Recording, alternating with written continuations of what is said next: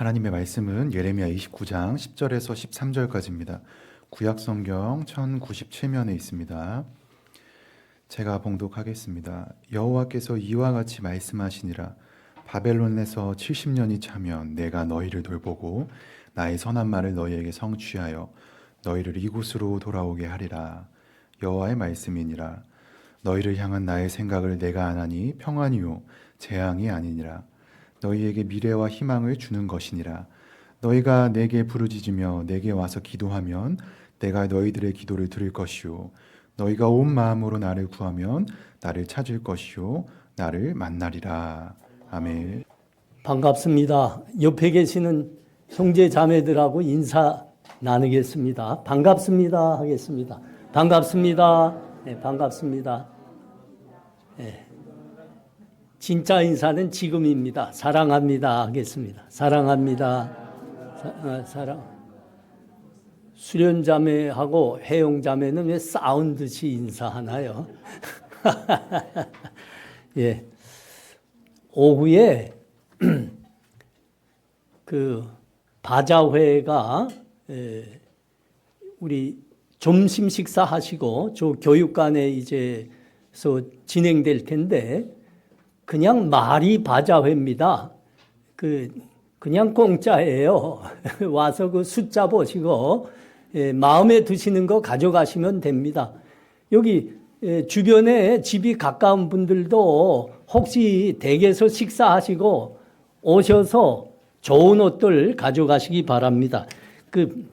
내가 옷을 한참 보고 그 단어가 뭐이지 생각이 안 나서 이렇게 광고해냈는데 패셔너블한 새 옷들이 많이 있습니다. 해서 와서 가져가시면 되겠습니다. 네, 감사합니다.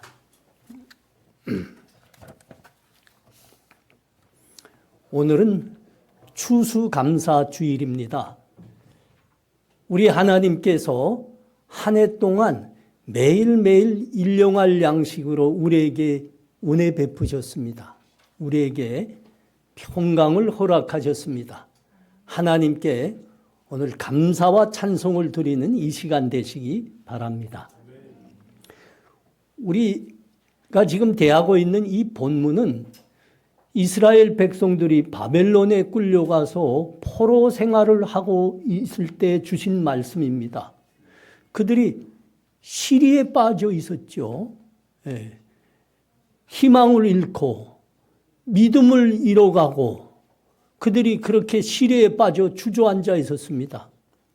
야, 우리가 왜 이런 화를 당했느냐?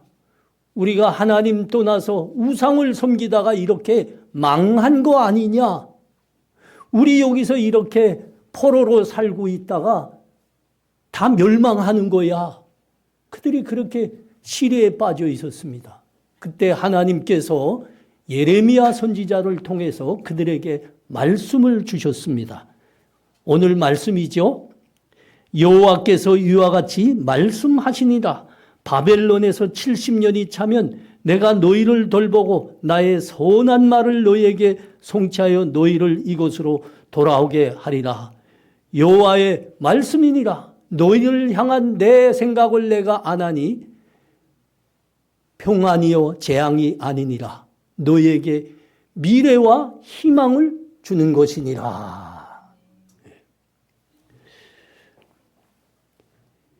망할 날만 주저앉아 기다리고 있는 시리에 빠진 백성에게 하나님께서 예레미야 선지자를 향해서 외치신 겁니다. 너희를 향한 내 생각은 재앙이 아니니라, 평안이니라. 그렇습니다. 하나님 백성을 향한 하나님의 뜻과 하나님의 계획은 평안입니다. 우리에게 미래와 희망을 주는 겁니다. 오늘 이 본문에 나오는 평안, 너희를 향한 내 생각은 평안이니라. 이 평안이라는 단어를 제가 여러 가지 성경 역본을 이렇게 비교해서 봤는데 이 부분에서는 영어 역본이 가장 잘 되어 있는 것 같습니다. 그걸 프라스포라고 했습니다. 프라스포. 프라스포 다 알잖아요. 잘 되는 겁니다. 우리가 번영하는 겁니다.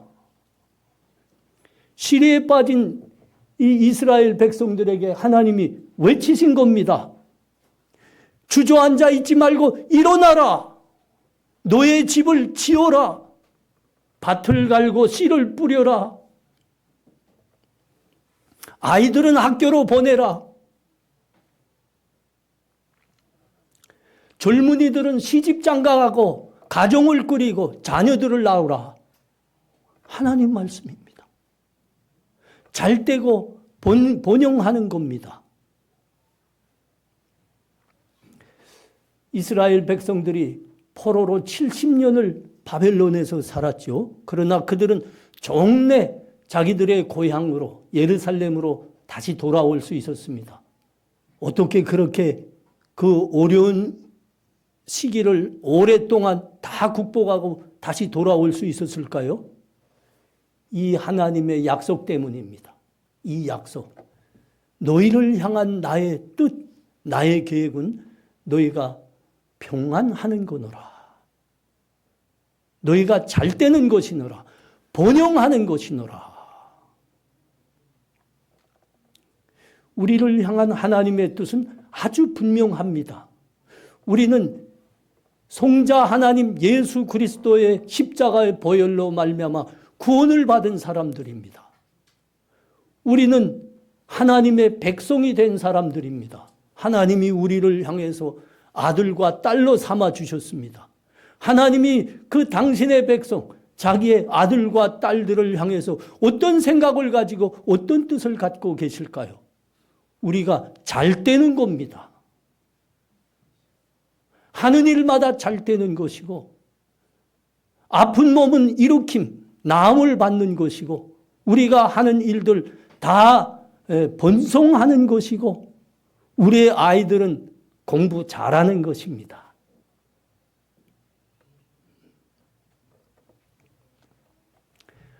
우리가 하나님의 우리를 향한 이 생각과 이 뜻을 잘 마음에 새기셔야 됩니다. 그리고 이 하나님의 뜻대로, 하나님의 계획대로 우리의 삶의 평안을 빌어 하나님께 늘 기도하며 우리의 삶을 살아내셔야 됩니다. 여러분, 신명기 말씀 한번 보시겠습니다. 신명기 30장 15절과 16절입니다.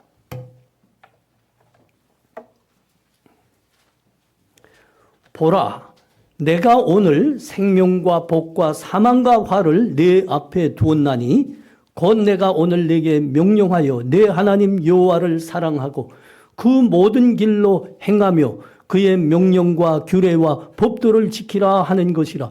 그러면 내가 생존하며 번성할 것이요 또 내 하나님 여호와께서 내가 차지할 땅에서 내게 복을 주실 것임이니라. 아멘. 우리는 이 말씀이 언제 하나님께서 하신 말씀인지 다 기억하고 있습니다. 이스라엘이 하나님의 은혜로 애굽에서 구원을 받았습니다. 40년의 광야 생활을 통과했습니다. 그리고 그 약속의 땅 가나안 땅이 저 앞에 보이고 있는 요단 강가에 와 있습니다. 그때 하나님께서 모세를 통해서 다시 확인하여 주신 약속입니다. 약속. 너희는 이제는 노예가 아니노라. 너희는 이제 내 백성이노라. 나의 아들과 딸이노라. 내가 너희에게 약속한 땅에서 이제부터 내 백성으로 내 자녀로 살게 되리라. 그러므로 나는 너희가 잘 되기를 원하노라. 너희가 번성하기를 원하노라. 너희가 복받기를 원하노라. 이 하나님께서 다시 약속해 주신 말씀입니다. 그 땅에서 이 약속을 붙들고 살라는 겁니다. 그 민수기 6장 22절에서 27절 말씀은 아주 유명한 말씀 아닙니까? 한번 여러분 들어보십시오. 여호와께서 모세에게 말씀하여 이르시되 아론과 그의 아들들에게 말하여 이르기를 너희는 이스라엘 자손을 위하여 이렇게 축복하여 이르되 여호와는 내게 복을 주시고 너를 지키시기를 원하며 여호와는 그 얼굴을 내게로 향하여 두사 은혜 베푸시기를 원하며 여호와는 그 얼굴을 내게로 향하여 두사 평강 주시기를 원하노라 할지니라 하라. 그들은 이같이 내 이름으로 이스라엘 자손에게 축복할지니 내가 그들에게 복을 주리라. 하나님께서 제사장들에게 하신 명령입니다. 너희 제사장들은 내 백성들이 하나님 앞에 기도로 나올 때마다 예배로 제사로 모일 때마다 반드시 이 말씀을 이 약속을 확인해 주라 한 겁니다.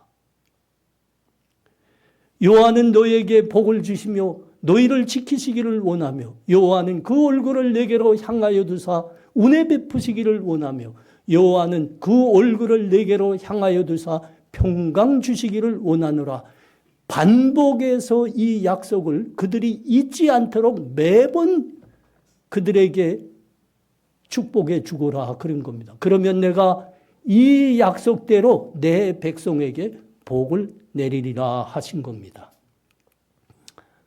우리 한국교회는 예배로 모일 때마다 고린도후서 13장 13절입니다. 예수 그리스도의 은혜와 하나님 아버지의 사랑과 성령의 교통하심이 너희 무리와 함께 할지어다. 그런데 우리 한국교회만 요구하고요. 다른 세계 다른 교회들에서는 오늘 이 민수기 6장의 축복 말씀을 합니다. 우리 언제 들어봤죠? 이 축복 기도를?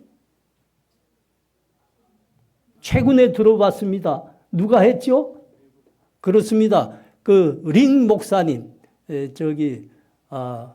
포틀리 가스펠 초치 리 목사님이 오셔서 마지막 설교 다 하고 우리를 향해서 축복 기도하는데 이 말씀으로 하십니다. 여호와는 내게 복을 주시고 너를 지키시기를 원하며 여호와는 그 얼굴을 내게 비추사 은혜 베푸시기를 원하며 여호와는 그 얼굴을 내게로 향하여 두사 평강 주시기를 원하노라. 아멘. 여러분, 이게 하나님이 우리를 향하신 뜻입니다. 우리가 하나님 안에서 믿음으로 평강하고 평안한 삶을 누리기를 하나님은 원하시는 겁니다.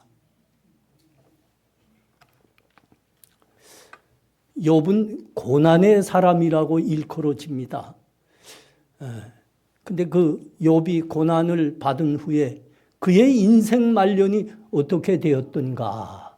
그 성경에 그대로 기록되어 있는데 우리도 함께 보지요. 한번 들어봐요, 여러분. 여호와께서 욥의 말년에 욥에게 처음보다 더 복을 주시니 그가 양 14,000과 낙타 6,000과 소 1,000결이와 암나귀 1,000을 두었고 또 아들 7과 딸 3을 두었으며 그가 첫째 딸은 요미마라 이름하였고 둘째 딸은 굿시아라 이름하였고 셋째 딸은 게렌 합북이라 이름하였으니 모든 땅에서 욥의 딸처럼 아리따운 여자가 없었더라. 그들의 아버지가 그들에게 그들의 오라비들처럼 기업을 주었더라. 그 후에 욥이 140년을 살며 아들과 손자 4대를 보았고 욥이 늙고 나이가 차서 죽었더라. 이게 욥이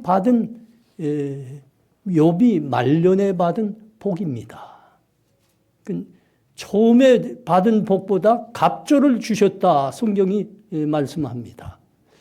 욥은 우리가 상상할 수 없는 고난을 당하고 환난을 당했죠. 믿음의 사람입니다. 믿음의 사람으로 살았지만 그가 큰 고난을 당했습니다. 갖고 있던 재산을 다 잃었습니다. 자녀가 10이 있었는데 그것 다 죽었습니다. 사랑하는 아내마저 에이쌍 하고 떠나버렸습니다. 그런데 욥이 그 절망 앞에서 그 고난 속에서 그 입으로 죄를 범하지 아니하였다 하였습니다. 하나님을 원망하지 아니하였다 하였습니다.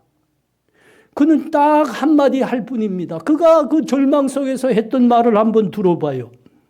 내가 모태에서 알몸으로 나왔은즉 또한 알몸이 그리로 돌아갈지라.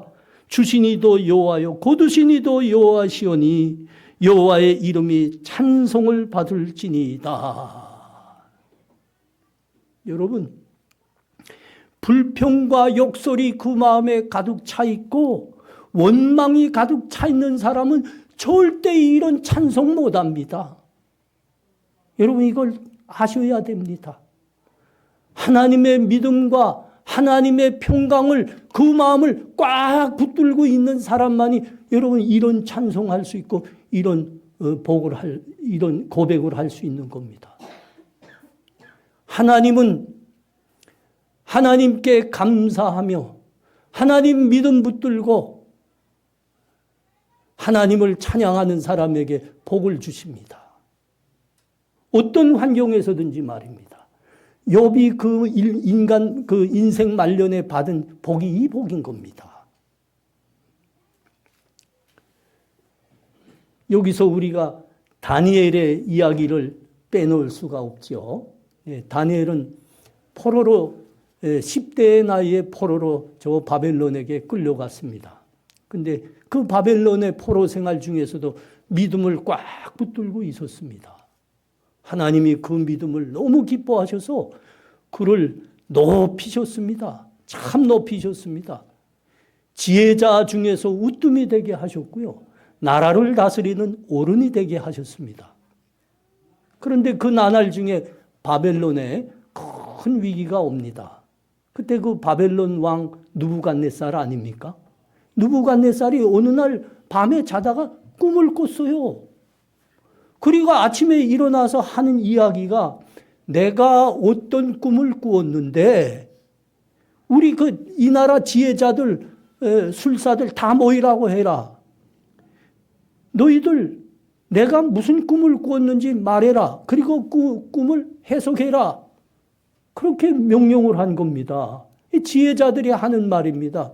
왕이시오, 우리에게 무슨 꿈을 꾸었는지 말씀하옵소서. 그러면 우리가 해석해 드리리이다. 왕은 그런 말 말고 내가 무슨 꿈을 꾸었는지 말하고 먼저, 그리고 해석되어라 하는 겁니다. 여러분, 동서고금의 말이죠. 무슨 꿈인지 들어도 못 보고 해석하는 일은 없지 않습니까? 근데 왕은 막무가내였습니다. 먼저 내가 무슨 꿈을 꿨는지 말하고 해석도 해라 이겁니다. 지혜자들이 그거 뭐 할 수가 없죠. 무슨 꿈인지 알지도 못하는데 해석을 어떻게 합니까? 그러니까 왕이 이놈들 다 죽여버려. 다 죽여버려. 왕의 명령이 하달됐습니다. 이 왕의 명령을 듣고 다니엘이 한 말이 무엇이죠? 왕의 명령이 뭐 그리 급하다더냐. 뭐 그리 급하다더냐. 소두르지 말자 한 겁니다. 숨을 돌리고 기다려봐요 그런 겁니다.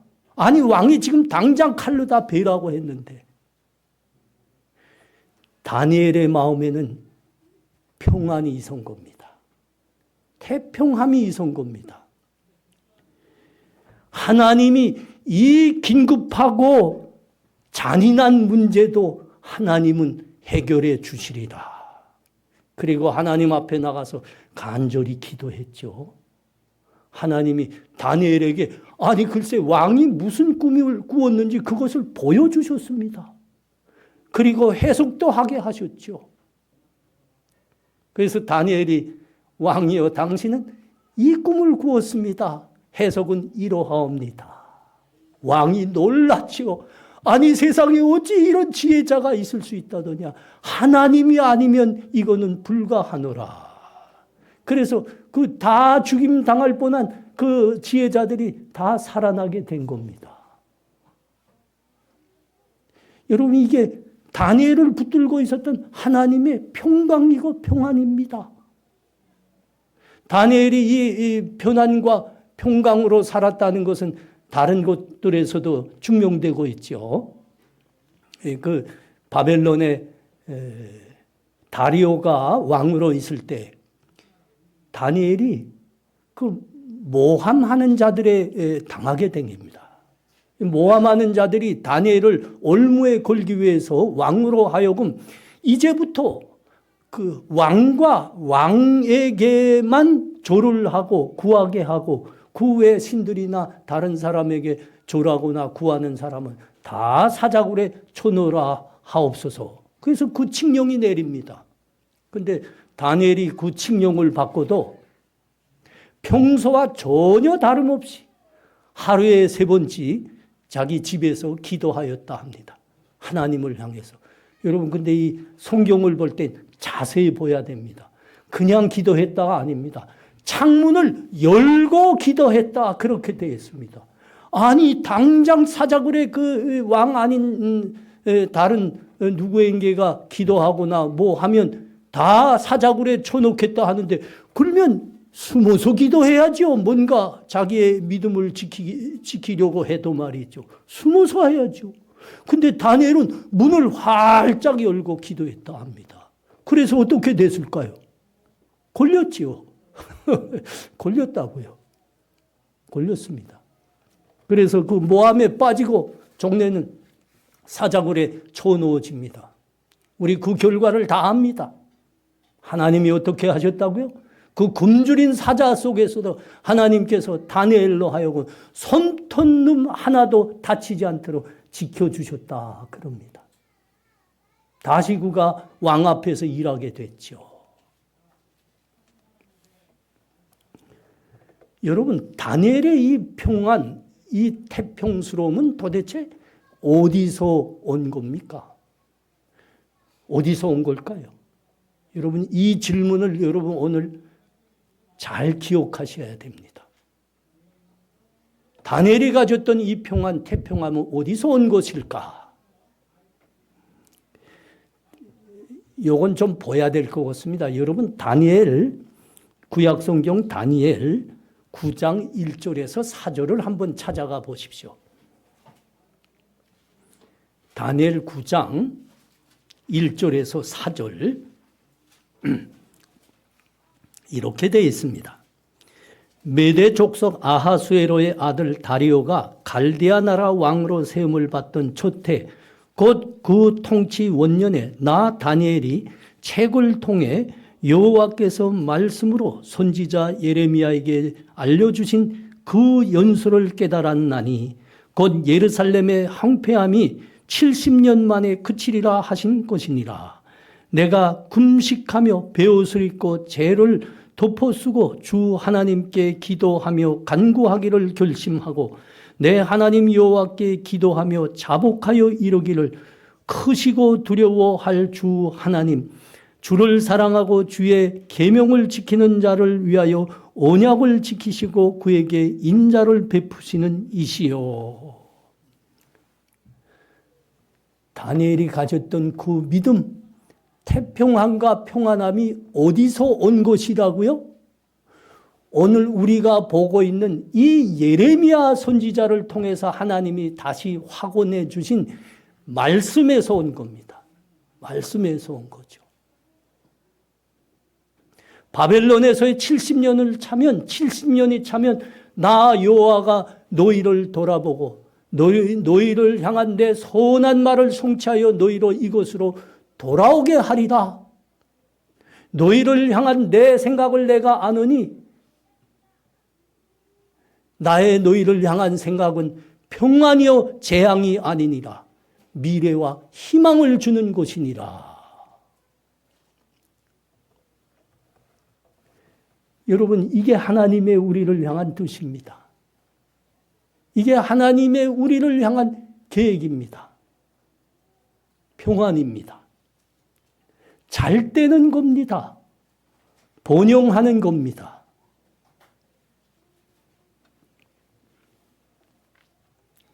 사랑하는 성도님들, 우리를 향한 하나님의 생각은, 하나님의 계획은 평강이라 하십니다. 평안이라 하십니다.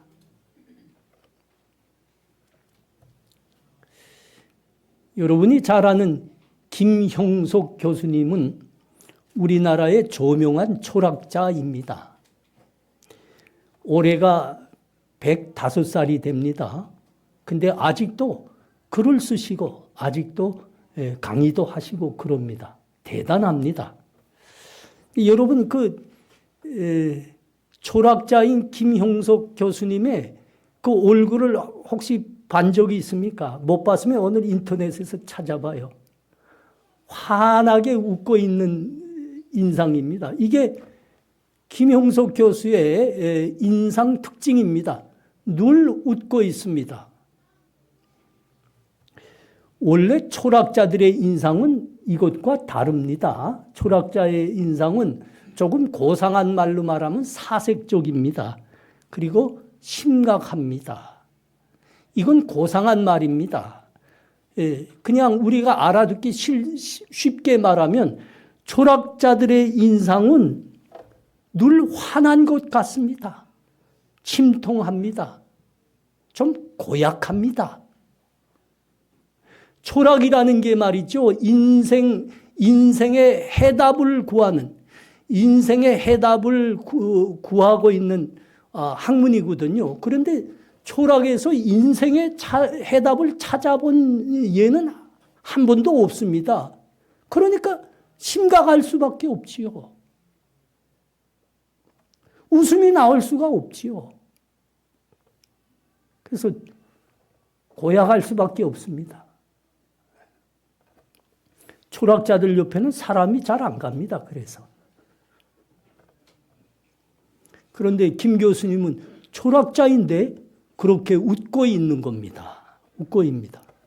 다른 철학자들과는 다른 삶을 살았기 때문입니다. 그는 일찍이 하나님을 믿었습니다. 그래서 하나님의 말씀으로 살기 위해서 무지 애쓴 믿음의 사람입니다. 그 믿음이 그러하여금 웃게 하였습니다. 평생을 편안하고 평강한 삶을 누리게 했습니다. 그가 쓴 책들 중에 나도 여러 권을 읽어봤는데 그가 쓴 책들 중에 대표적인 책이 인생의 길 믿음이 있어 행복했습니다입니다. 다시 들어봐요. 인생의 길 믿음이 있어 행복했습니다. 자신에 대한 말하자면 그 보고 자서전적이라고는 할 수 없고 그 인생의 토막들을 이제 쓴 건데 고백서입니다. 참 좋더라고요. 저도 그 책을 보는데 철학자가 쓴 책 같지 않습니다. 심오합니다. 그런데 전혀 철학자의 느낌이 없습니다. 왜 그렇다고요? 예수를 믿고 살아보니 내가 웃을 수 있었습니다. 그 믿음 때문에 내가 평생을 100년이 넘게 살았지만 편안했습니다. 이건 멋지지 않아요, 여러분? 우리 주님이 친히 하신 말씀입니다. 수고하고 무거운 짐진 자들아 다 내게로 오라. 내가 너희를 쉬게 하리라. 나는 마음이 온유하니 나의 몽에를 메고 배우라. 그리하면 너희가 쉼을 얻으리라. 우리 주님이 우리를 향해서 하신 말씀입니다. 인생에 수고하고 무거운 짐진 자들아 다 내게로 오라. 너희가 그러면 쉬게 되리라. 너희 인생의 짐이 가벼워지리라. 너희가 드디어 평안을 누리리라. 우리 젊은이들이 미국에 가면 필라델피아 기쁨의 교회에서 함께 생활하고 하지 않습니까? 그 교회 위에다가 뭐이라고 썼던가요? 영어로. Come to me, I'll give you rest. Come to me, I'll give you rest. 이 말씀 썼습니다. 수고하고 무거운 짐진 자들아 다 내게로 오라. 내가 너희를 쉬게 하리라. 주님의 약속입니다. 주님의 약속입니다. 너희가 평안하리라. 인생의 짐이 가벼워지리라.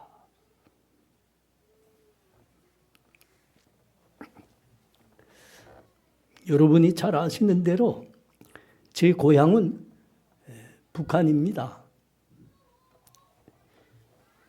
그곳에서 사람이란 짐승만도 못한 삶을 살 수밖에 없습니다. 저도 그 땅을 뛰쳐나오지 않으면 안 되게 됐죠. 그 과정에 살기 위해서 홍콩까지 넘어갔습니다.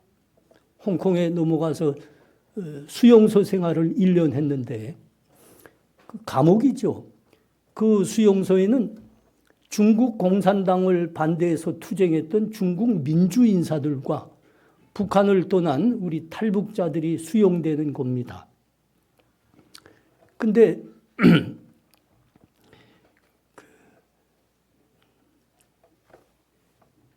어느 날 제가 있던 그 바로 옆 방에서 비명 소리가 났습니다. 달려가 보니까 그 중국 한 친구가 여기를 칼로 여기 동맥을 끊었습니다. 자살 시도를 한 거죠. 그러니까 이 친구는 집이 상해였습니다. 상해였는데 자기는 분명 공산당을 반대해서 투쟁했는데 그래서 생명의 위협을 받고 여기 왔는데 홍콩 정부가 중명을 그거 되지 않는답니다. 중명이 안 된답니다. 그래서 중국으로 돌아가라. 그 법원이 그렇게 명령을 내린 거예요. 그러니까 절망해서 그렇게 자살 시도를 한 겁니다.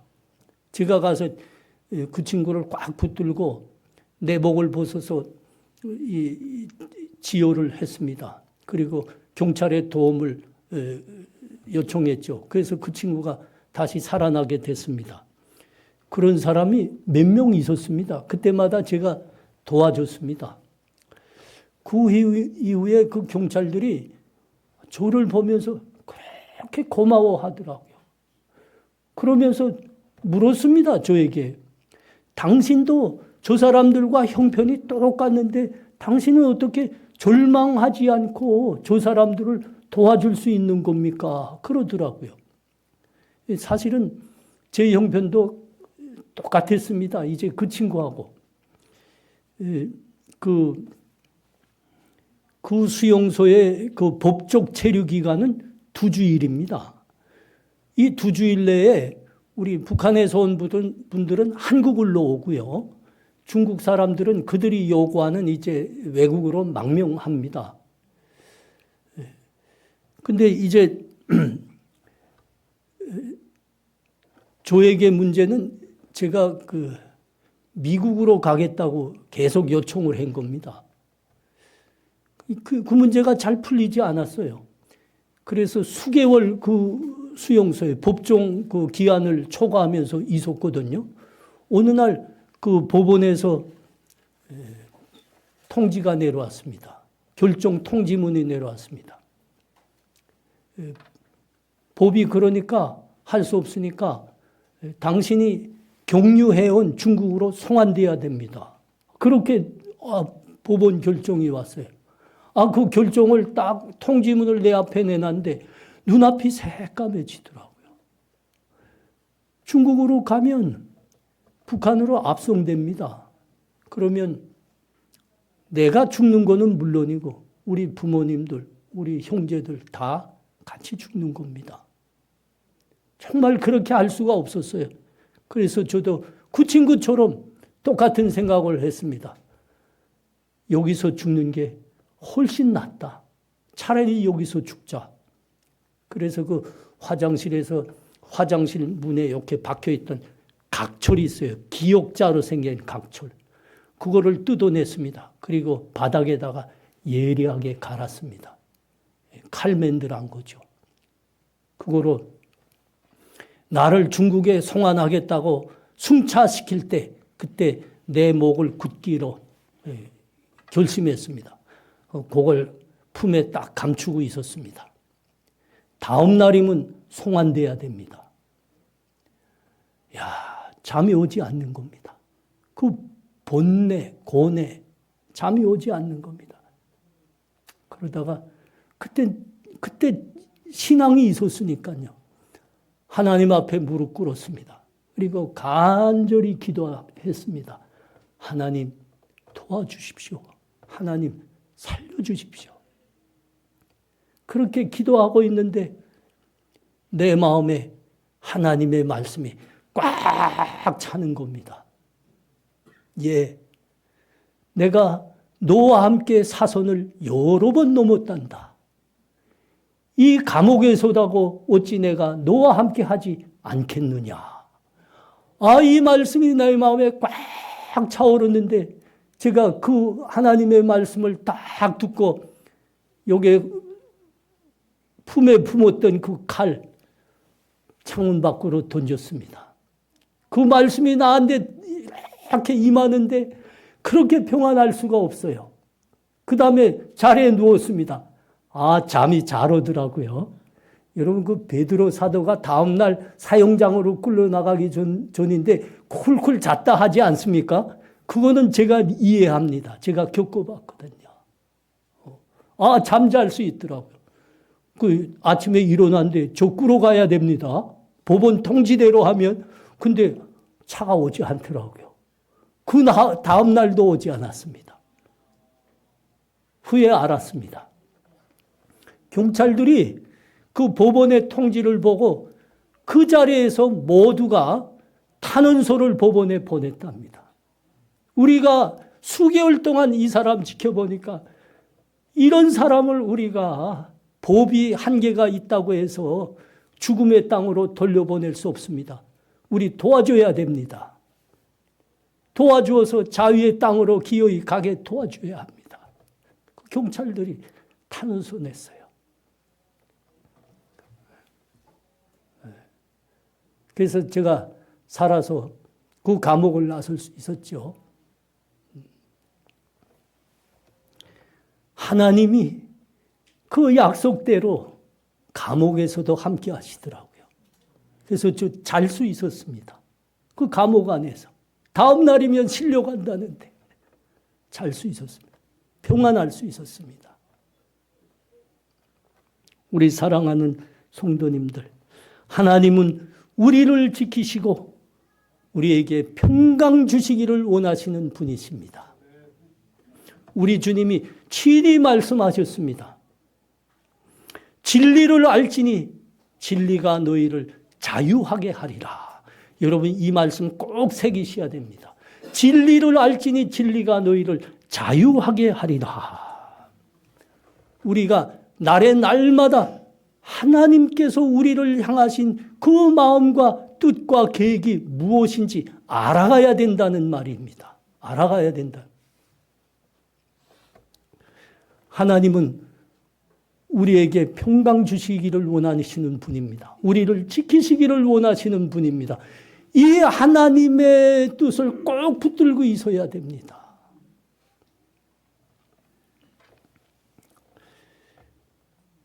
우리의 믿음만큼 우리의 영혼에 말씀이 새겨져 있는 것만큼 하나님께서 그 말씀과 믿음을 통해서 우리에게 평안을 주십니다. 기도에 응답하십니다. 우리 인생길에 여러분 어려움이 있을 수 있습니다. 가난이 있을 수도 있습니다. 병이 들 수도 있습니다. 여러분, 그때마다 하나님은 우리의 믿음을 보십니다. 우리의 믿음을 보십니다. 하나님은 그 약속과 말씀대로 우리에게 복을 주십니다. 이거를 잊으시면 안 됩니다. 하나님의 평강의 은혜가 우리 온 생에 함께 하시기를 축원합니다. 아멘. 기도합니다. 하나님 은혜를 감사합니다. 오늘 추수감사주의를 주 앞에 무릎 꿇고 감사하며 영광과 찬송으로 드리고 있습니다. 하나님, 우리를 향하신 하나님의 뜻이 너무나 분명합니다. 평강입니다. 우리를 지키시고 우리를 복으로 인도하시는 것입니다. 우리의 영혼에 하나님의 이 언약과 말씀이 늘 새겨져 우리의 삶의 걸음걸음 기억되게 하여 주시옵소서. 하나님의 평강을 빌어 기도하는 우리 되게 하여 주시옵소서. 하나님은 우리의 믿음과 우리 마음에 새겨진 그 말씀으로 우리들에게 복을 내리시고 은혜 베푸시기라 하셨으니 이 말씀 붙들고 평강하고 하나님의 축복이 가득한 인생 살아내게 하여 주시옵소서. 예수님 이름으로 기도합나이다. 아멘.